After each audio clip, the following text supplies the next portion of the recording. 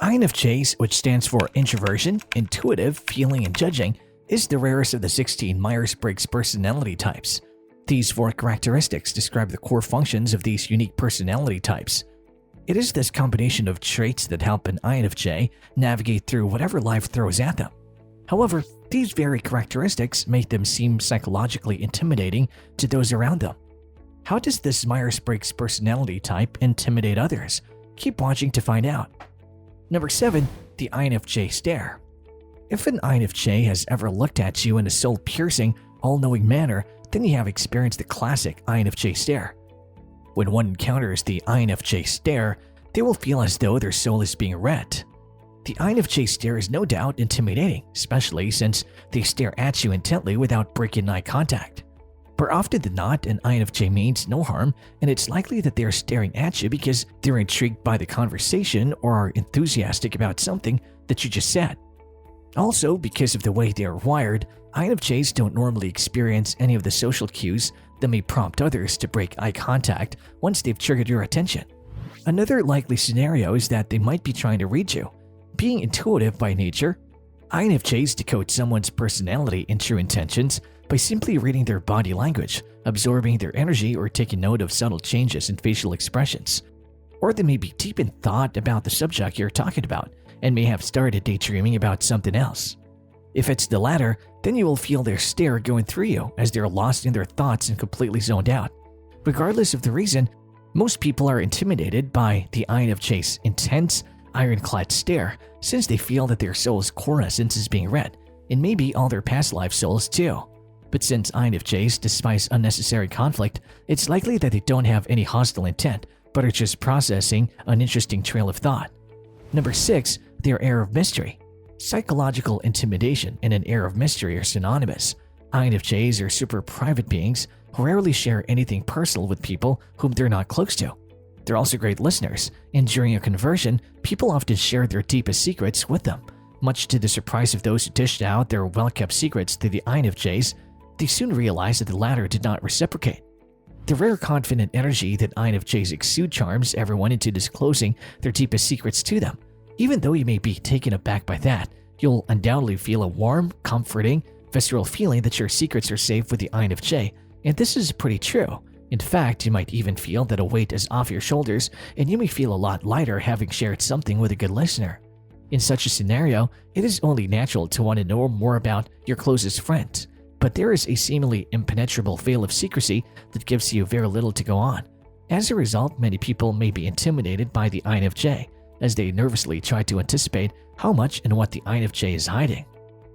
Number 5. Their unwavering devotion. INFJs are known for their idealistic, determined, devoted, and passionate nature.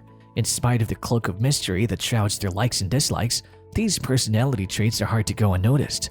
INFJs hold their dreams, values, and aspirations in high regard and give it their all when it comes to something they're passionate about. To anyone who's ambitious, the creative expressions, altruism, and sociability of INFJs may seem intimidating. Although they may aspire for a life of freedom and autonomy, they may find that their devotion pales in comparison to that of the INFJ. One of the reasons behind this is the INFJ's all-or-nothing approach that is rooted in perfectionism and idealism. They have this innate need to move swiftly toward their envisioned future at any cost, or else they believe they have failed in life. Their envisioned future is a promise of their core essential needs for autonomy, close relationships, and creative expression being met. More than a dream, their projects are like moral obligations for them. While an all-or-nothing approach doesn't apply to most of their goals, when this nature of theirs comes out, an INFJ unknowingly intimidates their peers. Their peers may feel that they are less capable and less devoted, even though the goals of both are the same. Number 4. The curious nature. According to a study published in 2014, curious minds make for curious cases. That is, openness to experiences and changes is positively associated with intelligence. INFJs are sincerely curious about people and love piecing together abstract and complex concepts to form a big picture. They love arts, humanities, and the sciences with equal vigor. There's almost nothing in this world that they are not curious about. Since INFJs have a tendency to indulge in their interests and passions relentlessly, they have a high level of acquired intelligence in a myriad of topics as well.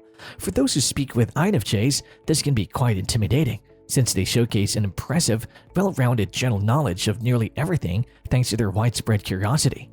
At the same time, their curious nature is paired with an empathetic personality, which makes them deeply interested in the inner worlds of people.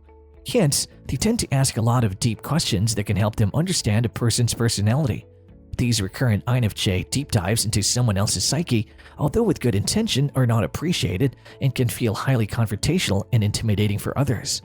Number 3, they have a strong sense of independence. If you've ever made the mistake of telling an INFJ what to do, then you would have an idea of how much they value their independence and freedom. Most INFJs move through life as lone wolves and recognize that everyone has the right to make their own choices. Although they can easily blend into any social structure and hierarchy by adopting a persona or role that would help them talk to people, in reality, they detest social structure and hierarchy. This emotion is even more pronounced when they are required to be blindly loyal to whatever authoritarian entity is supreme within that structure. INFJs aspire to be strong, financially independent beings who thrive as they build the life they desire. They find the strength in the vision that they need to build their dream life and be there for their loved ones through trying times.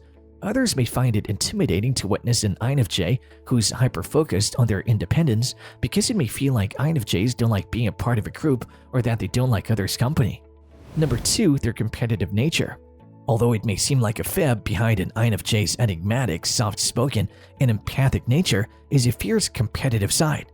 INFJs are devoted and passionate humans, and this side of theirs comes out in all its glory when they're competing for something. INFJs love a challenge, be it sports, academics, or video games, but all this isn't good fun, despite what most people may assume. INFJs are growth-oriented, which means that they are eager to learn and push boundaries. A healthy competition is something that allows them to explore the best of both worlds. Understandably, for others, the sheer intensity of their competitiveness may be intimidating. While INFJs aren't sore losers, they only lose when they know for certain that they gave their best. If they lost without putting in their best efforts, they're sore losers, but they're only angry with themselves. Number 1, they think differently. INFJs are pretty deep thinkers and are super intense in their own way, which some people may find intimidating. They're a curious blend of seemingly contradictory things, and so it's hard for people to understand them and put their personalities in a neat box. While some people find this trait of theirs fascinating, an equal number find it off-putting. INFJs will likely meet several people during their lives who think they're one way, but then may act intimidated or offended when they do something that doesn't conform to their idea of who they are or should be. In addition, INFJs have a tenacity to solve things and understand people's true nature. Each Myers-Briggs personality type has 2 mental functions that they use with ease. In the case of INFJs, they lead with introverted intuition, which in simple words refers to advanced recognition of patterns. When coupled with extroverted feeling, they can pick up what others are going through with simple cues. When these 2 remarkable processes are put together, you get something that can be termed as an INFJ superpower.